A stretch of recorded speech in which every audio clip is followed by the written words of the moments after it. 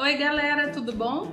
Eu sou a Lili Café, arte educadora do Núcleo Planalto do Lar de Fátima, você já sabe. Tudo bem com você? Tá todo mundo saudável aí na sua casa? A gente tá chegando quase no final da quarentena, ó, mão limpinha, ainda de máscara, viu? Já já a gente vai poder estar junto. Tô com uma pulga atrás da orelha, né?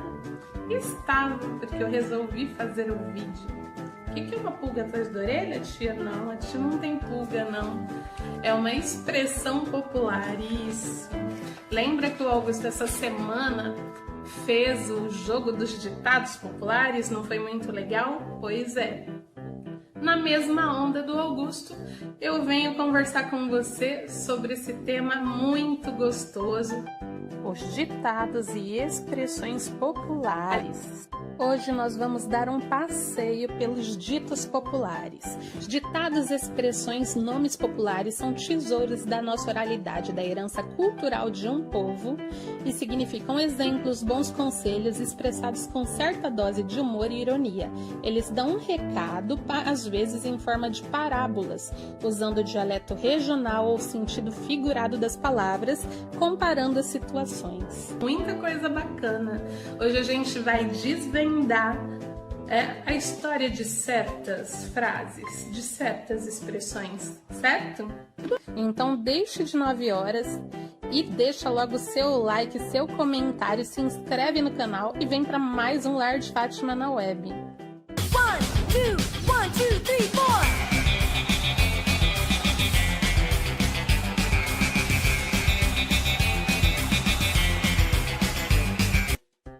Cheio de 9 horas, é para você não ficar com o que a gente chamaria hoje de mimimi aí, ficar fazendo hora, não. Por que eu usei o termo 9 horas? Porque de primeiro, assim, no Brasil dos anos 20, antes, horário, cidadãos normais fazerem a social na rua, estarem por aí, por ali, conversando com amigos, né? Andando, era no máximo até as 9 horas da noite. Quem estivesse na rua depois das 9 horas da noite não era considerado uma pessoa direita decente, né? Quem estaria na rua depois das 9 horas eram os boêmios, né? Os que trabalhavam na noite, que não eram muito bem vistos, as pessoas jogadas na rua. Pois é, mesmo sendo homem. A mulher não devia nem estar na rua, né? Porque naquela época era horrível para as mulheres, mas enfim. Bom, é uma delícia falar os ditados, né? Escutar, chega a ser gostoso no ouvido da gente, não é verdade? Porque sempre lembra alguém mais velho, né? Que era cheio de soltar um ditadinho. Os ditados, as expressões populares, elas são imbuídas de cultura do sentido de sabedoria, sabe?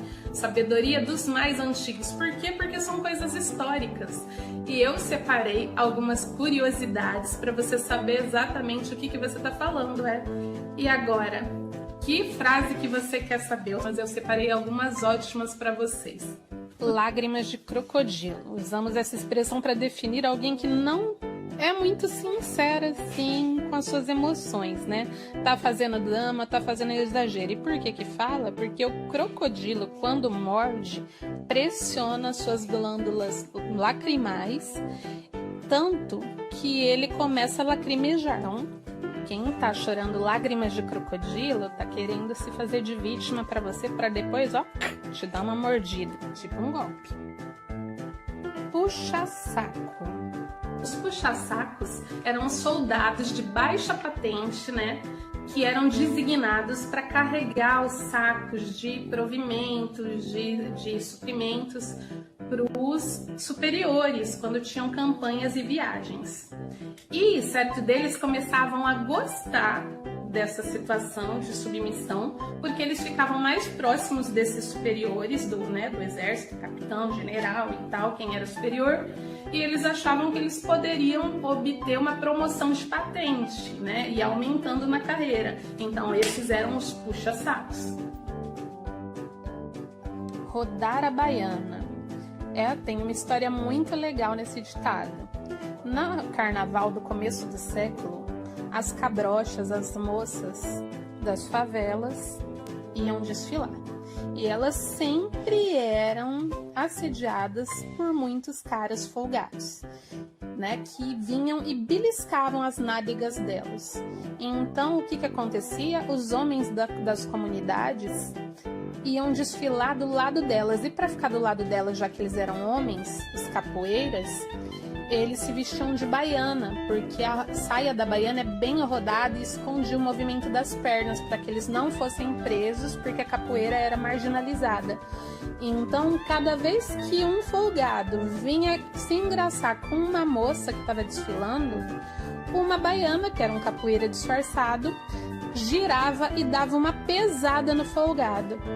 A partir daí, rodar a baiana significa dar o troco, fazer escândalo, não deixar barato.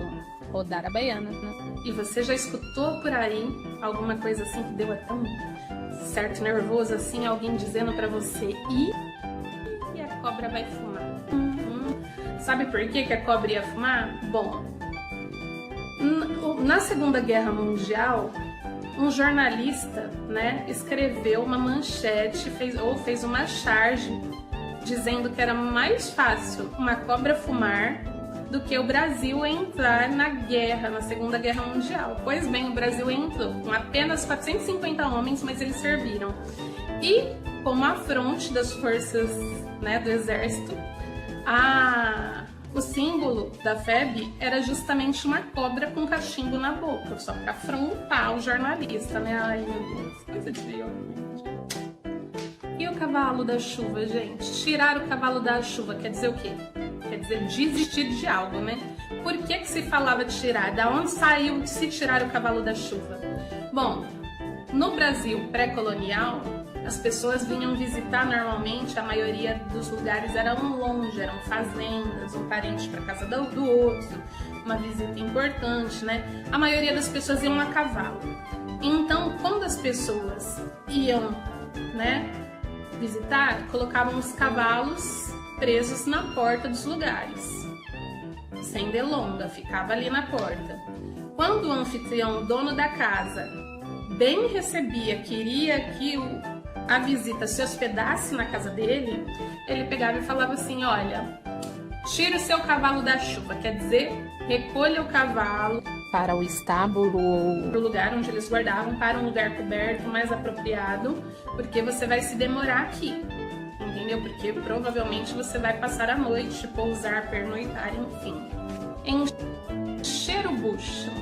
Naquela época se falava que encher o bucho não era engordar, nem colocar comida, tá? Encher o bucho era ficar rico, né? Só que o que era o bucho? Porque tem gente que pensa, né? Encher o bucho é comer. O que é encher o bucho? O bucho era um compartimento, no Brasil pré-colonial, das minas de ouro. Então, o que acontecia? Os mineiros, os escravos que eram mineiros, né? Eles colocavam o ouro no bucho, que era esse compartimento que ficava na parede, porque eles só iam sair de lá no fim do dia, quando terminasse o trabalho, né? Então, daí vem essa expressão encher o bucho, quer dizer, colocar bastante ouro, se encher eu vou ficar rico, entendeu? Né? Nesse mesmo caso das minas, que eram onde acontecia muita coisa, onde é um berço de ditados populares infinitos, normalmente um dia inteiro de mineração rendia cerca de 30 gramas de ouro, né? Só que tinha dia que não rendia, eles não conseguiam achar ouro. Muitos dias, cerca de 1/3 disso, então era 10 gramas. E daí veio aquele xingamento feio, mas que tem gente que pensa que é outra coisa, mas na realidade não é. Ô desgrama, não é desgrama, desgrama, tá se referindo a 10 gramas ou 10 gramas, entendeu? Ô dia ruim, só deu 10 gramas, só deu 10 gramas. Aí quando o escravo não rendia, né, ou em outros lugares também, porque também faziam isso com outros empregados, que eram praticamente escravos também, eles eram alimentados. Os escravos, os empregados que eram queridos, que tinham rendido no trabalho, ganhavam uma tigela cheia. Os empregados que eram considerados ineficientes, preguiçosos, que não rendiam nada, ganhavam só meia tigela. Então daí veio a expressão, sabe, de incompetente, quer dizer, ou caboclo de meia tigela, ou sujeito de meia tigela, quer dizer que o cara não rendia, entendeu? né? Você já ouviu alguém mandar alguém para os quintos dos infernos? Pois é, você acha que quinto dos infernos é um lugar, não é? Mas quintos dos infernos não é um lugar. Na realidade, o quinto dos infernos era o quê? O senhorzinho, o patrãozinho que explorava o ouro, né? Ou a igreja, no caso, lá em algumas minas de Minas Gerais. Esse ouro seguia para ser vendido, pesado e taxado pela coroa portuguesa. A coroa portuguesa tinha direito a 20%. 20% era um quinto do valor. Então, os donos do ouro falavam, mas é o quinto dos infernos. Quer dizer assim, eu não gosto, mas eu tenho que dar esse bendito desse quinto para a coroa portuguesa. É o que estão me explorando, entendeu? São os impostos. Quando um pai queria achar um casamento para sua filha, lá antigamente, a mocinha se apaixonava pelo rapaz e tal. O que a mamãe dela queria saber? Queria saber se ele era formado, se tinha fazenda, carro e tal, né? Tudo era meio no interesse. Não, meu bem, eles queriam saber se você tinha eira ou beira. Ou se você era um caboclo sem eira nem beira. Pois é. A eira, que aliás eu já vi várias lá em Santa Catarina, onde eu morei, a eira é um espaço onde se coloca os mantimentos para secar normalmente, onde se faz um procedimento, onde cereais secam. Lá em Santa Catarina era comum colocar café para secar na eira.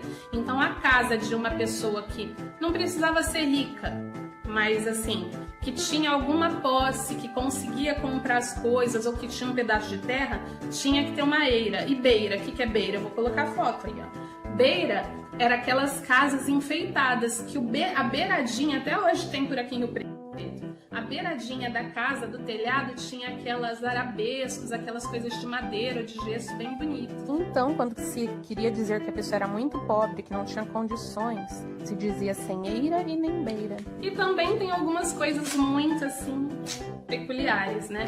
A gente tem coisas que a gente não vai saber direitinho do que é, mas, por exemplo, coisas regionais tipo oxente, vem de oi gente, né? Dizem que forró é a palavra forró, do ritmo gostosinho, forrozinho. Não é forró. Esse termo vem do inglês farwell, pois lá no Nordeste, mais precisamente em Pernambuco primeiro, vieram os engenheiros britânicos para compor as ferrovias lá do Nordeste. E eles promoviam bailes onde estava escrito, onde eles chamavam farewell, quer dizer, bem-vindo todos, para todos. E os nativos acabavam falando forró. E forró, como ninguém sabia a tradução, acabou virando um termo para designar festa e baile no Nordeste. Mineiros veio o uai, né? Os ingleses, que também tiveram muita presença em Minas Gerais. Sim, vocês se lembram que eu falei que eles foram os engenheiros lá das ferrovias no Nordeste? Pois é, anos e anos de conquistas, explorações em todo o mundo, eles também eram especialistas em mineração. Isso fez com que eles viessem para Minas Gerais na época pré-colonial. A dificuldade de comunicação era muita, porque eles tinham que, tentar o português, e também para muitos africanos que também não falavam português corretamente, né? Então, eles ficavam o tempo todo perguntando why, que é por quê, quando eles não entendiam muita coisa. Então, eles ficavam confusos, era why. E aí, os nativos e os escravos começaram a imitar e saía why. E assim, a expressão why se popularizou lá em Minas Gerais. Dizem que o why so, que vem com so junto, seria de ricer, né? Porque, senhor...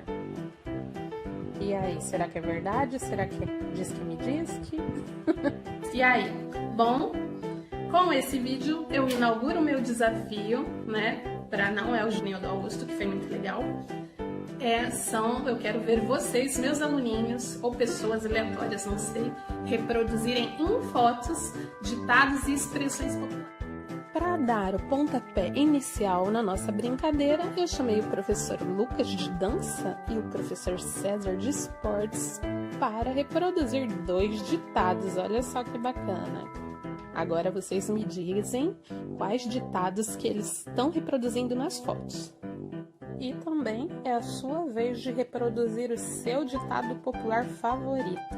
Vai ser muito legal, vamos fazer isso? É a nossa brincadeira de hoje. Eu espero que você tenha gostado dessa aula. Eu, como sempre, adorei. Achei muito bacana. E semana que vem eu te espero.